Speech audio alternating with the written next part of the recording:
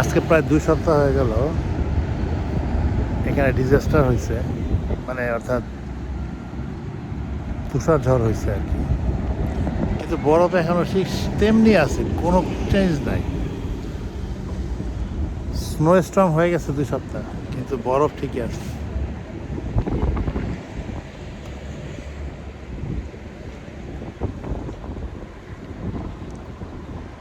মানে গলেও নাই, পচেও নাই, কিচ্ছু হয়নি, সেম আছে, বরঞ্চ আরো ঠান্ডা হয়েছে, মানে শক্ত হয়েছে।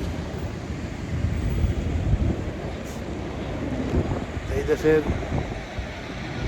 সমস্যা একটাই, এই যেগুলো হয়, বরফ যখন পড়ে, স্নো যখন পড়ে, তখন তাদের জনজীবন দুর্বিষহ হয়ে যায়। এর মধ্যে হাঁটা যায় না, হাঁটলে একদম ডুবে যাবে মানুষ। তবে রাস্তাগুলো ঠিক আছে, রাস্তাগুলোর বরফগুলা মানে গলতে শুরু করছে বা সরে গেছে। কিন্তু